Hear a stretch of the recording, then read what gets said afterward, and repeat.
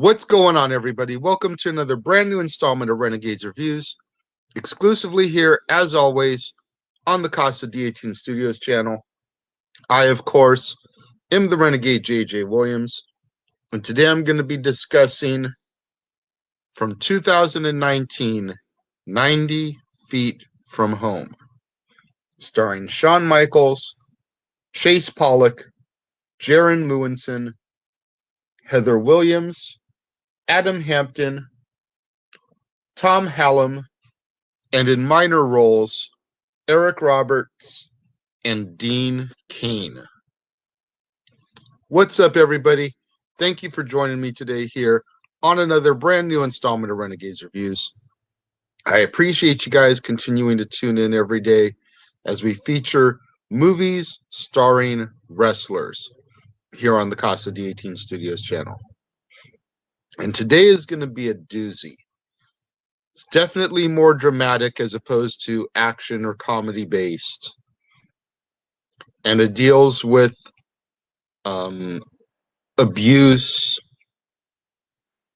and alcoholism and a bunch of really heavy topics. So if you are somebody who has been abused in the past and those type of things, hearing about that type of stuff may trigger you, thank you for watching. Go ahead and turn it off now. I would hate to be somebody who causes triggering in you due to the movie that I'm going to be discussing. If you're able to process and handle some of that stuff being talked about and it's not as bad of a trigger for you, I welcome you to stay. I just wanted to get that little warning out there because it is a very focal point of the beginning parts of the movie here, and it's pretty heavy. Shawn Michaels plays an abusive stepfather for these two boys. So that being said, let's get into our movie. Scott Conway is a good kid with a promising career in baseball. And that's where the title of the movie comes from, 90 Feet from Home, is how far it is from home plate to the base. One day his principal is talking to him and tells him that, he has a real shot of playing in the pros if he can stay healthy.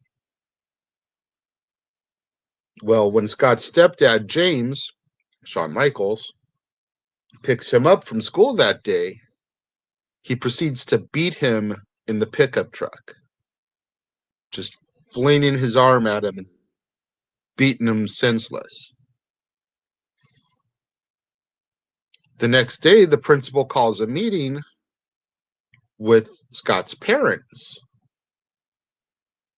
And the principal tells them how Scott's brother, Tommy, very high test scores, And Scott's are significantly lower.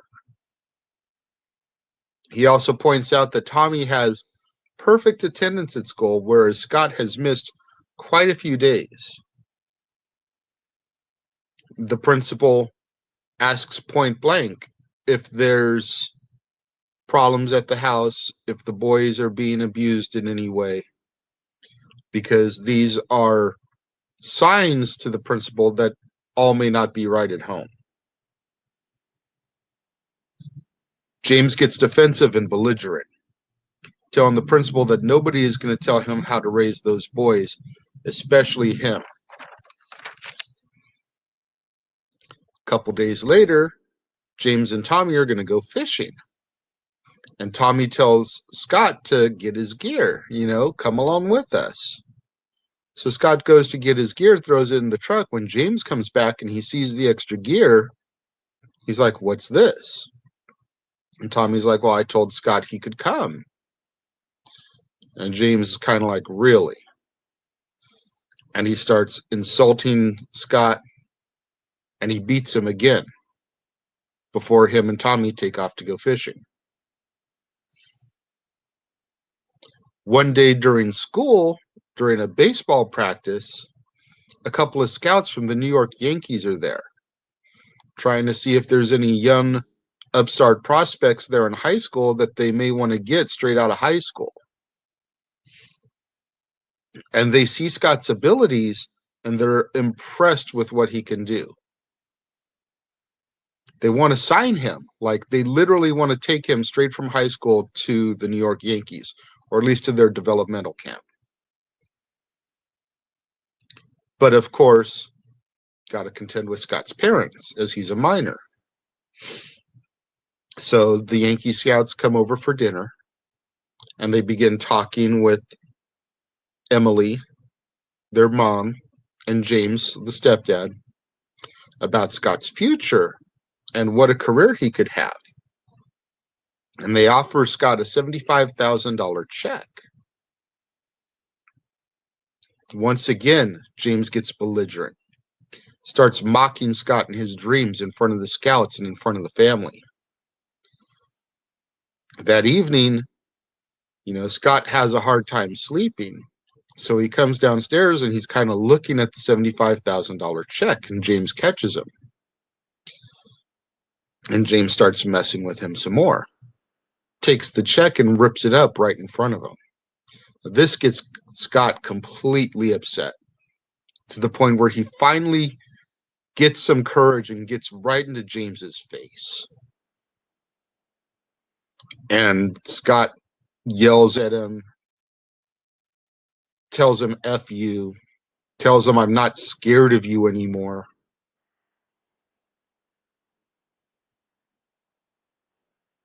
Things settle down a little bit. Emily enters the scene.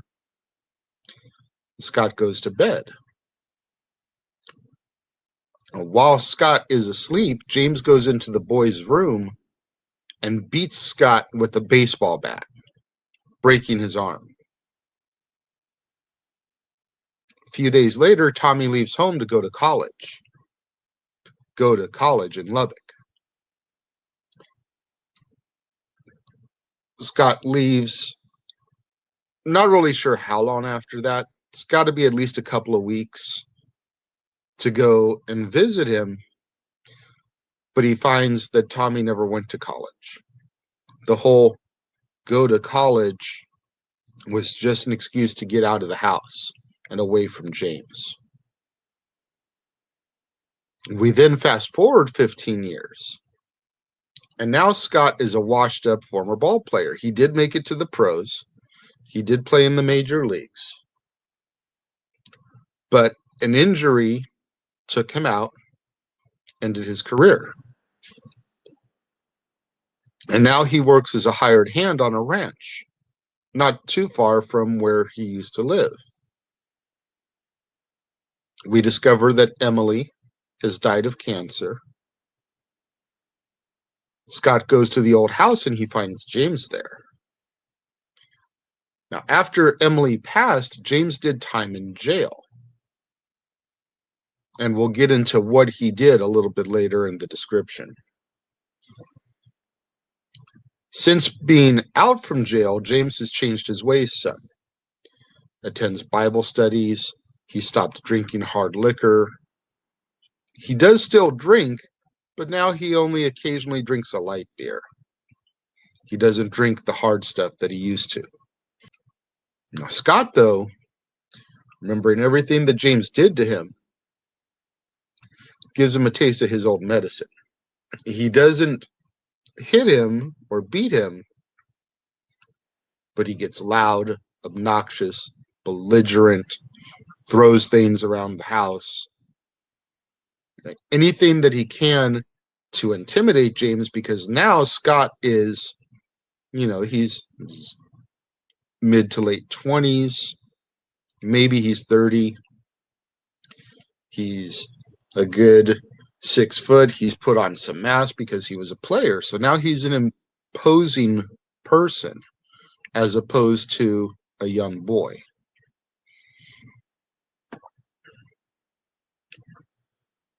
Emily left Scott the house in her will when she passed. So Scott tells James to get out. He doesn't want him to be there. If he comes back again, he's going to kill him. Scott then goes to pay Tommy a visit. And Tommy now is in law enforcement. He's a detective for the local law. Tommy tells Scott that he forgave James for all his misdeeds when he came out from prison, because he could tell that he is a changed person. He's not the same man that they lived with when they were boys.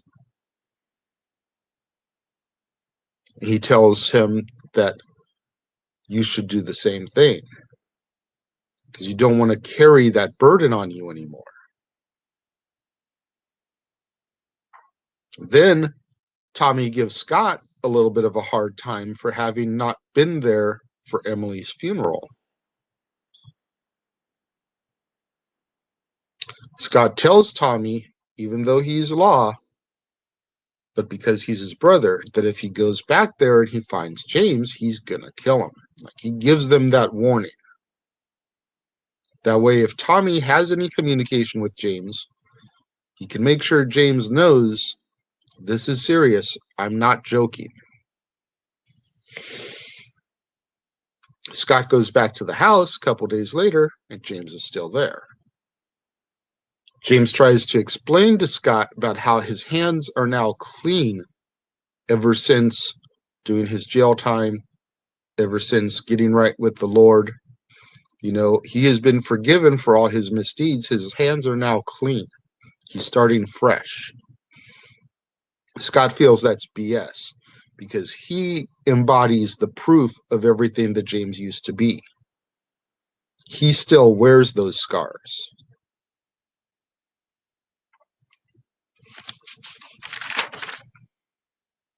Scott loses his temper, and James tells him that he's sick, like seriously sick.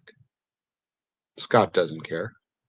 Why would he, with everything that James did to him in the past? But for the sake of his mom, for the sake of Emily, the woman that James married, he gives James 3 days to get your stuff and get out. And he tells him again, if I come back in 3 days and you are still here, I will kill you. Tommy sees Scott leaving the house, and the two brothers talk for a moment. Tommy tells Scott that he's trying to protect him from doing something that will ruin the rest of his life. One night, James is leaving Bible study, and he gets harassed by 2 men. Scott sees it, and he intervenes. And James asks why he cares all of a sudden.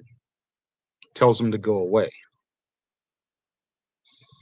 Tommy goes to visit his mother's grave one day, and James shows up. Now, James and Tommy haven't had any communication since Tommy left for college that day. So this is the first time they are now interacting. Scott has seen and talked to James more recently than Tommy has. And Tommy tries to be polite at first, telling James that he needs to leave town on account of what the two men did to him. Tells him that if those two men don't find him and do anything, Scott will. Or maybe Tommy should just do it right there and then at the gravesite. James returns back home and he grabs a bottle of hard liquor. Starts going back to his old ways, the heavy drinking, the hard stuff. Scott sees this and goes after him. But once he enters the house, the two men enter the house trying to find James. Scott gets the jump on him, though, and kills them both with a baseball bat. More than likely the same bat that James used to beat him. So this is a cycle now that's kind of coming full circle, with Scott having these anger and hostility issues, much that were laid onto him from James when he was younger. Once the two men are killed, he calls Tommy, who comes and helps dump the bodies off of a bridge. The next time Scott goes to the house, he encounters Raymond Fuller, and this is Dean Cain's bit role. Raymond is looking for James, and here's where we get the story of why James went into jail. Raymond wants to kill James because he is responsible for running his wife off the road, causing a car accident that killed his kids while James was drunk.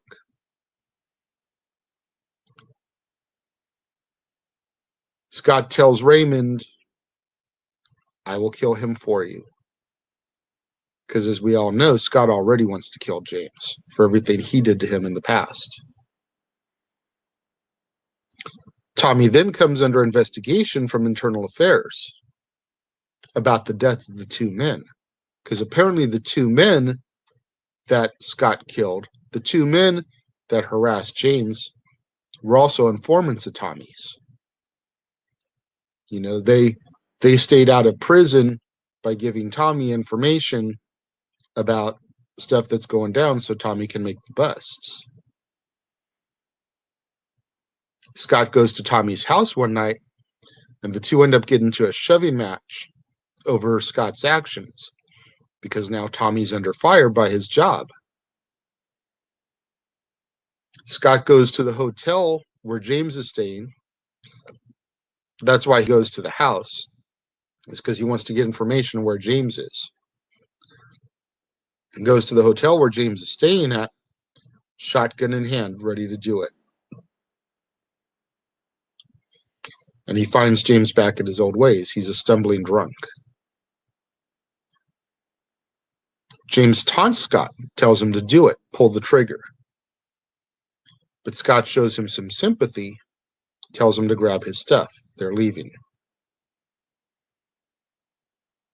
Once they get back to the house, Scott tries to get answers from James.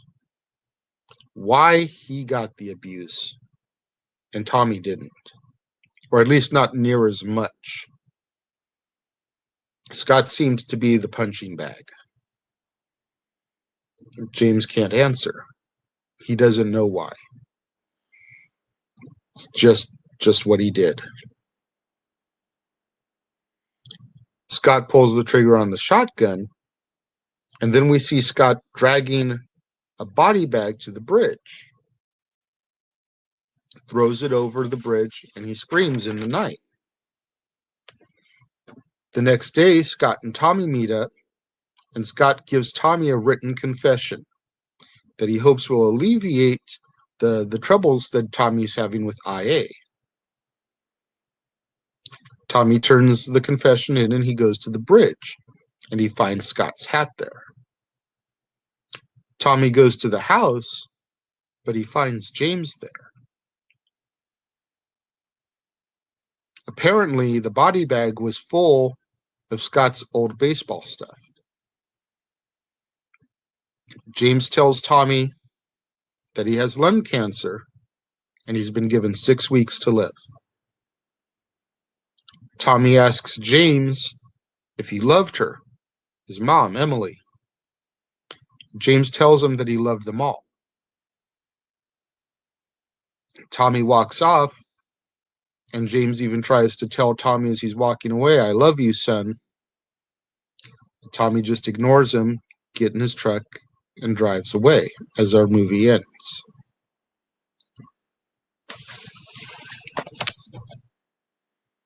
This movie was, I know I've said this a couple times this month, but this movie was nothing what I was expecting. You know, judging by the graphic here that I used for the video, I could tell it was going to be dramatic. That I was expecting. I was not expecting a story of alcoholism, abuse, revenge. I was completely blindsided by that. Not in a bad way either, because I did thoroughly enjoy this film. I was joking with Jeff the other night and told him a little bit about this movie, and he jokingly made the comment, "Oh, so it was Shawn Michaels pre-1998." And it's like, yeah, based off of all the backstage reports that we've heard about HBK over the years and his drug problems and his politics with the clique and the way he would bring people down. Yeah, assuming all of that is 100% true, then the Shawn Michaels you saw acting in this movie from 2 years ago was that Shawn Michaels. And if that is really the way that Shawn Michaels was, I'm glad I wasn't a fan back then, because I would have probably hated Shawn Michaels. I'm glad I got into wrestling after he had already retired, after WrestleMania 14, when I did, and only knew the Commissioner Shawn Michaels that appeared periodically throughout 99, and then the rehabilitated, the return Shawn Michaels from 2002 to his second retirement. But this was a damn good movie, and I highly recommend, if you haven't seen it, you check this one out. It is currently on the Tubi app, which is available on your tablets, your phone, your smart TVs. That's how I saw it, was on my smart TV, my Roku box. Tubi is free to sign up for. I definitely recommend you checking this one out. When it comes to my rating for this film, it was so good, man. I'm giving it 4.5 out of 5. Not quite a 5-star, because there were a couple points in the film where I felt it drugged just a little bit. Probably could have shaved off some of those scenes. This is the longest film I've watched so far this month. It clocked in at about 2 hours and 10 minutes. So, if you'd maybe shaved off that 10, maybe 15 minutes, this movie might have just gotten 5 stars from me. But 4.5 out of 5, I can feel confident in saying that this movie was that damn good.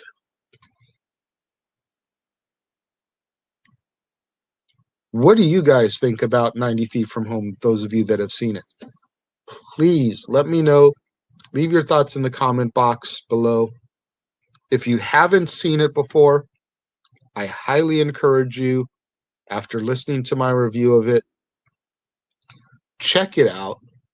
Even if you don't have the Tubi app yet, download it, watch this movie. I really think you will be impressed by it. Let's not forget to get those hashtags trending out there on social media. Hashtag Casa D18 Studios, hashtag Renegades Reviews, hashtag Renegade Returns, and of course the ever popular hashtag Shenanigans. We interrupt this episode of Renegades Reviews for an important announcement about merchandising. Merchandising? What's that? Merchandising. Come, I'll show you.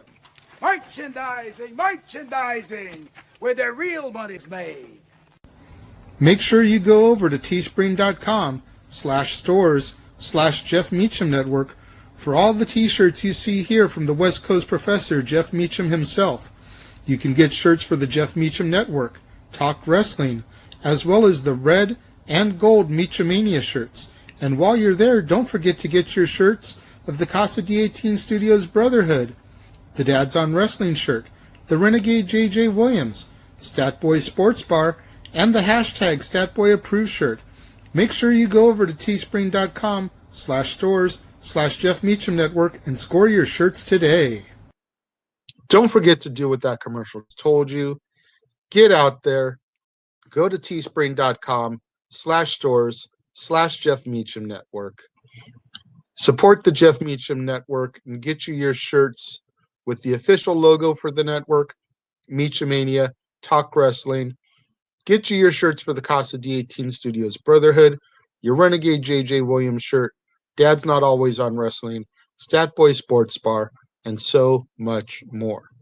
Tomorrow, right here on Casa D18 Studios, and another brand new installment of Renegades Reviews. We are going to be featuring the very first film this month that'll feature the former Doctor of Thugonomics, John Cena, Patricia Clarkson, Danny Glover, Legendary. And not only will this review be shown here, as always, but it is one of our bi-monthly movie reviews that'll be featured on the Jeff Meacham Network also. So make sure you tune in tomorrow. Check that out. It's going to be a good one. Thank you guys for watching, as always. I appreciate you guys. Make sure you leave your comments and feedback in the comment box below.